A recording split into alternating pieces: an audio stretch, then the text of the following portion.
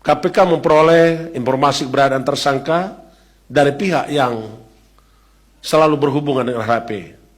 Selain itu KPK melakukan pengawalan dengan bekerja sama serta kolaborasi dengan Polda Papua mendatangi tempat salah satu rumah yang diduga tempat persembunyian tersangka RHP di wilayah Jayapura, Kabupaten Provinsi Papua. Setibanya di lokasi, tim KPK menemukan keberadaan tersangka RHP dan langsung dilakukan penangkapan yang kemudian tersangka RHP dibawa ke Mako Brimob Polda Papua untuk dilakukan pemeriksaan. Untuk kepentingan penyidikan, tersangka RHP dibawa ke Jakarta dan hari ini dilakukan penahanan terhadap tersangka RHP selama 20 hari pertama, terhitung 20 Februari 2023 sampai dengan 11 Maret 2023 di rutan KPK pada Gedung Merah Putih. Perlu kami ingatkan dan kembali kami sampaikan bahwa perkara-perkara yang terkait dengan saudara RHP, di mana RHP yang menjabat selaku Bupati Kabupaten Membramo Tengah, Provinsi Papua selama 2 periode, yaitu periode 2017-2018 dan 2018-2023, banyak mengerjakan proyek pembangunan infrastruktur. Dengan kewenangan sebagai bupati dimaksud, RHP kemudian diduga menentukan sendiri para kontraktor yang nantinya akan mengerjakan proyek dengan nilai kontrak pekerjaannya mencapai belasan miliar rupiah. Syarat yang ditentukan RHP agar para kontraktor bisa dimenangkan antara lain dengan adanya penyetoran sejumlah uang. SP, JPP, dan MT di antara para kontraktor yang ingin mendapatkan beberapa proyek pekerjaan infrastruktur di Kabupaten Membramo Tengah. RHP kemudian bersepakat dan bersedia memenuhi keinginan dan permintaan SP, JPP, dan MT dengan memerintahkan pejabat di Dinas Pekerjaan Umum untuk mengkondisikan proyek-proyek yang nilai anggarannya besar diberikan khusus kepada SP, JPP, dan MT. JPP diduga mendapatkan paket pekerjaan 18 paket pekerjaan dengan nilai total 217,7 miliar. Di antaranya proyek pembangunan asrama mahasiswa di Jayapura. Sedangkan SP diduga mendapatkan 6 paket pekerjaan dengan nilai 179,4 miliar rupiah.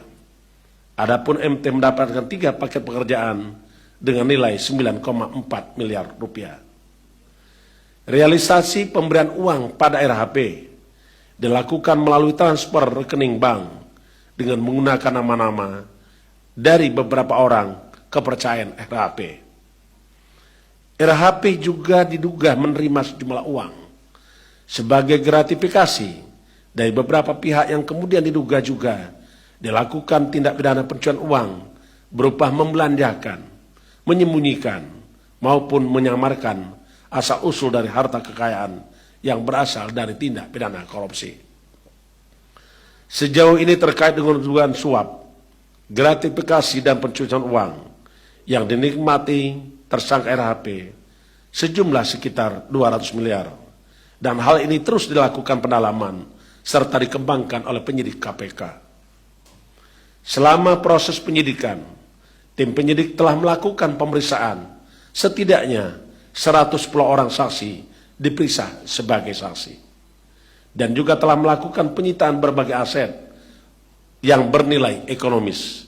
Di antaranya berbagai bidang tanah, bangunan serta apartemen yang berlokasi di Jayapura, Provinsi Papua, Kota Tangerang, Provinsi Banten, dan di Jakarta Pusat, serta beberapa unit mobil mewah dengan berbagai tipe dan merek.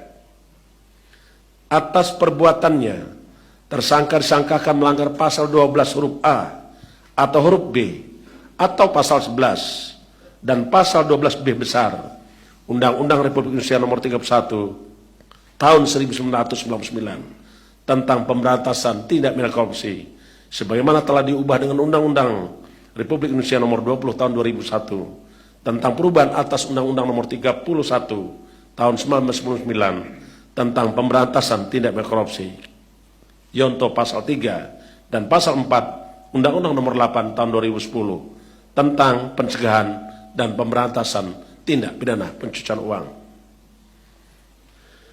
KPK menyampaikan apresiasi dan terima kasih serta dukungan kepada semua pihak dari kalangan TNI, Polri, Polda Papua, dan segenap tokoh masyarakat atau agama, serta tokoh pemuda yang sampai hari ini terus mendukung upaya-upaya KPK pemberantasan korupsi.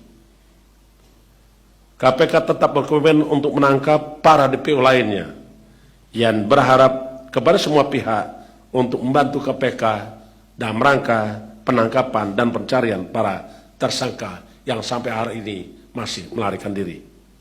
Demikian yang ingin kami sampaikan. Saya kembalikan kepada juru bicara Pak Ali Fikri. Terima kasih. Saya akhiri. Wassalamualaikum warahmatullahi wabarakatuh. Om Santi, Santi, Santi Om. Terima kasih Pak Ketua yang sudah menyampaikan poin-poin terkait dengan penahanan tersangka RHP yang ditahan selama 20 hari sampai nanti 11 Maret 2023 di rutan KPK pada Gedung Merah Putih KPK. Dan tadi juga sudah dijelaskan bahwa nilai dugaan uang sebagai suap dan gratifikasi serta tindak pidana pencucian uang sejauh ini sekitar 200 miliar rupiah, dan ini tentu akan terus dikembangkan lebih lanjut oleh tim penyidik KPK. Silakan 3 orang, boleh kita langsung semuanya aja nggak apa-apa, tapi kita fokuskan dulu ya untuk perkara ini. Dari depan baru kemudian ke samping sebelah kiri. Ya, terima kasih. Saya Mario dari Metro TV. Ya, saya ingin menanyakan soal tadi kronologi yang disampaikan bahwa terdeteksinya RHP ini ketika sedang menjalin komunikasi dengan orang-orang kepercayaannya, orang dekatnya. Nah, apakah orang yang dekat yang dimaksud ini bagian dari keluarga? Lalu apakah memang ada peran seorang Andreas Konstan Pagawak sehingga terdeteksi keberadaan dari RHP ini. Terus kemudian pada tanggal 7 Februari 2023 Kapolda Papua Irjen Pol Matius Fakir itu menyambangi KPK. Apakah memang berkaitan soal sudah mulai terdeteksinya keberadaan RHP ini sehingga beliau cukup sempat hadir di KPK. Apakah memang pada saat itu sudah terendus adanya keberadaan RHP? Terus kemudian yang belum pernah disampaikan, apa yang pada saat Desember kemarin saya tanyakan adalah sejauh mana dugaan tindak pidana pencucian uang yang dilakukan RHP ini selain berupa tanah, bangunan, gedung dan lain-lain, bahkan sampai ke artis Noella atau ke Brigita Manohara yang belum terungkap. Apakah dari TPPPU itu memang sudah mengalir ke KKB? Apakah memang kedatangan Kapolda kemarin termasuk juga terkait adanya dugaan teror terhadap sejumlah pegawai di Puskesmas? Ini kaitannya yang mana nih KKB-nya ini yang berhubungan dengan RHP, apa berhubungan dengan LE? Agak coba diberikan clue-nya sedikit. Ini kan karena cukup membantu dan membangun ingatan kita ketika Kapolda kemarin datang.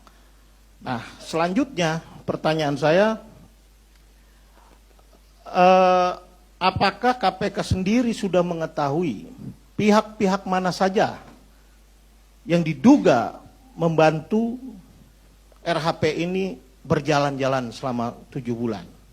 Sebelumnya ada Dandim, tapi bagaimana perkembangannya kita nggak tahu. Apakah cukup di sana atau memang ada keterlibatan pihak-pihak lain? Atau memang KPK sendiri sudah menemukan memang sudah jauh keterlibatan KKB dalam hal ini? Yang selanjutnya boleh ke kasus lain Mas Ali? Kita fokuskan dulu. Oke. Silakan Mas Jamal. Selamat malam Pak. Tadi hampir sama kayak Mas Mario. Yang pertama